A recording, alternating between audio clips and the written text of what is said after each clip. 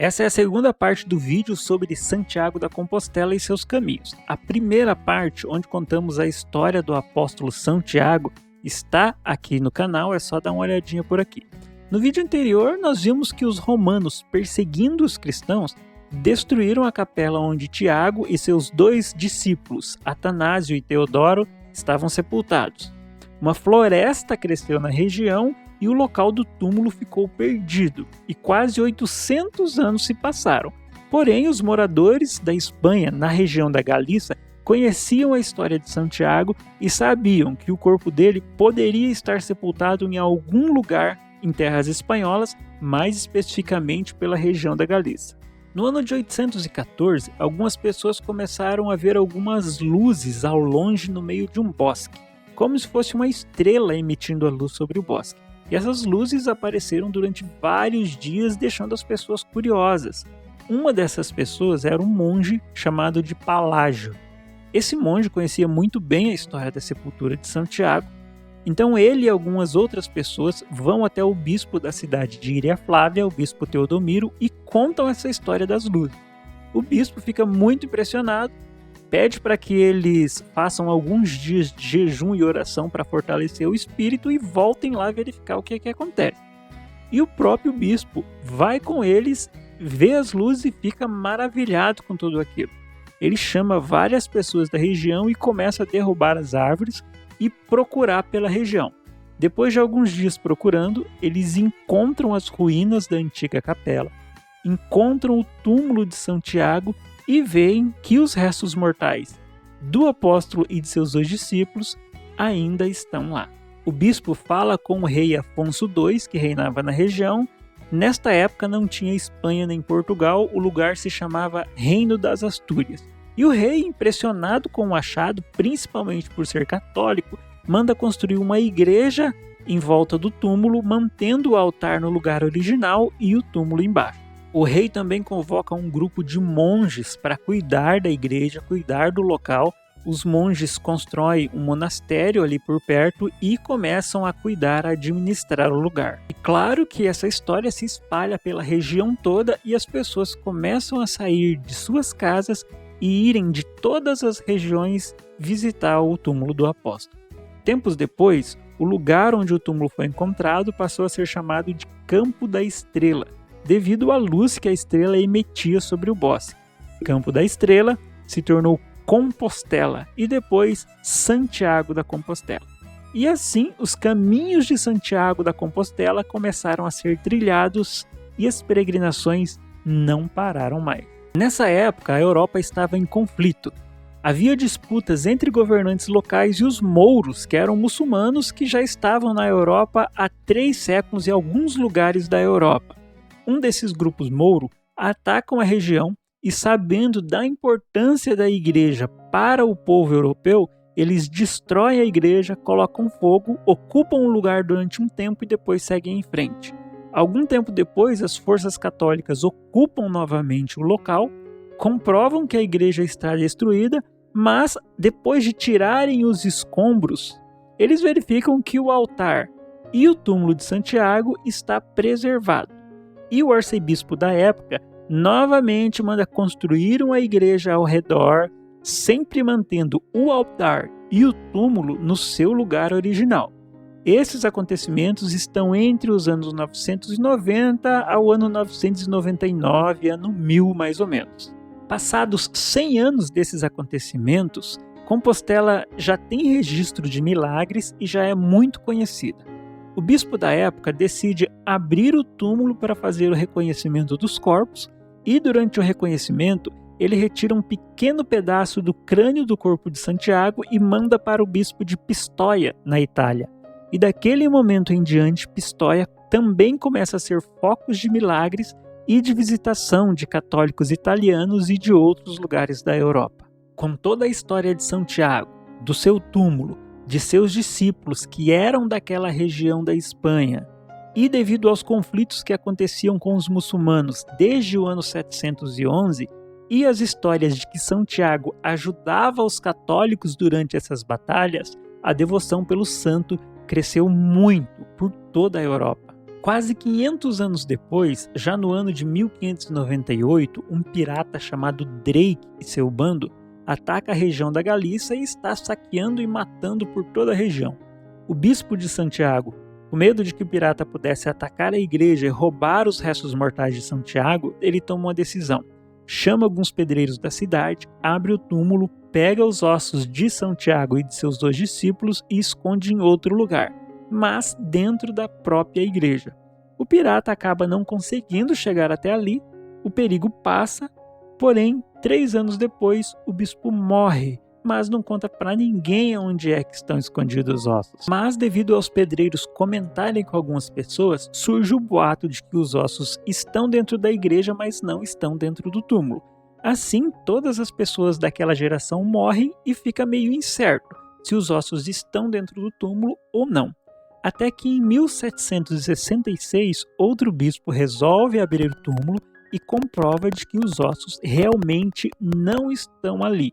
Mas como existe a história de que continuam dentro da igreja, os peregrinos continuam a fazer as suas visitas sem problema. Já em 1879, um cardeal resolve reformar o altar, ele abre o túmulo e comprova que os ossos não estão ali.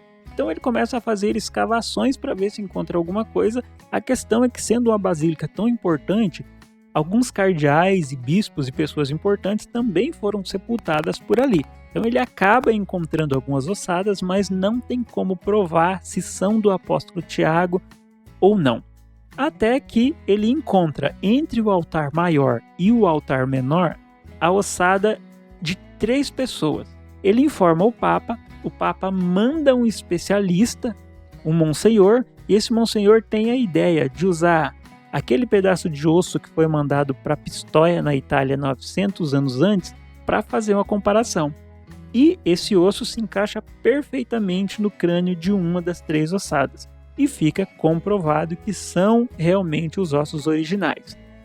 Os ossos são colocados novamente embaixo do altar no túmulo e lá permanecem até hoje. O Papa Leão XIII emite um documento dizendo que os restos mortais em Santiago realmente são de São Tiago, apóstolo de Cristo, e de seus discípulos São Teodoro e São Atanásio. Quando as pessoas começaram a visitar o túmulo de Santiago, pelo ano de 815 para frente, as pessoas saíam de suas casas e faziam o caminho como era possível na época, de burro a cavalo, mas principalmente a pé, e o caminho começava na porta de suas casas.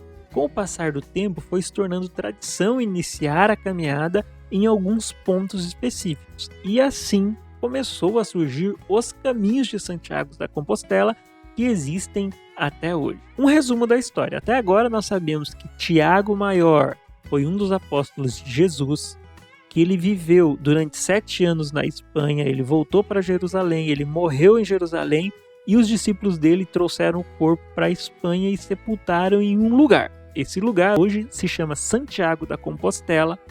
O apóstolo ficou muito conhecido pela Europa e as pessoas começaram a visitar o túmulo de Santiago e receber graças e milagres. E com isso, a fama do lugar se tornou ainda mais evidente e ainda mais pessoas visitaram o túmulo do apóstolo e com isso surgiram os caminhos de Santiago da Compostela. Santiago da Compostela é uma cidade então que fica na Espanha, próximo de Portugal, em uma região chamada Galícia, que fica dentro da Espanha, mas é uma região independente. Quando as pessoas começaram a viajar até Compostela, existiam muitos perigos. Primeiro, a ameaça dos mouros, dos muçulmanos e o conflito com os reis, com os governantes católicos. Depois, os perigos continuavam, haviam ladrões, saqueadores, golpistas, animais selvagens. Como o caminho não era sinalizado, também tinha o risco da pessoa se perder e talvez acabar morrendo de sede e de frio. As ameaças eram muitas. Com o grande aumento do número de peregrinações, começaram a surgir ordens católicas destinadas a auxiliar e a proteger os peregrinos pelo caminho. Com o passar do tempo, essas ordens construíram igrejas e hospedagens ao longo dos vários caminhos que existiam. Essas hospedagens, elas tinham a responsabilidade de abrigar os peregrinos, fornecer remédio, cuidados necessários, comida, água, o que o peregrino precisasse. Com o passar de mais tempo, casas e alguns comércios foram surgindo ao redor dessas hospedagens, ao redor dessas igrejas, e alguns desses lugares se tornaram grandes e importantes cidades para a Espanha. Com isso, vemos que os caminhos de Santiago têm grande importância na formação da Espanha, de Portugal e de boa parte da Europa como conhecemos hoje em dia. Mesmo que hoje em dia as peregrinações para Santiago da Compostela estejam a todo vapor, elas nem se comparam ao que era alguns séculos atrás. O número de peregrinos era muito maior. Até aqui nós vimos que os caminhos de Santiago da Compostela são as rotas que os peregrinos faziam e ainda fazem para chegar à cidade de Compostela. Esses caminhos têm distâncias variadas, alguns podem ter 1000 quilômetros ou até mais, outros 300 quilômetros, um pouco menos, mas se você quiser fazer 10, 20 quilômetros como seu propósito, por exemplo, você pode tranquilamente. A distância a ser percorrida e o lugar aonde começar é você que decide. Durante as pesquisas para esse vídeo, eu descobri que existem mais de 200 caminhos considerados oficiais, mas dentre esses, alguns poucos são os mais conhecidos e percorridos. Alguns iniciam dentro da própria Espanha, outros na França ou Portugal.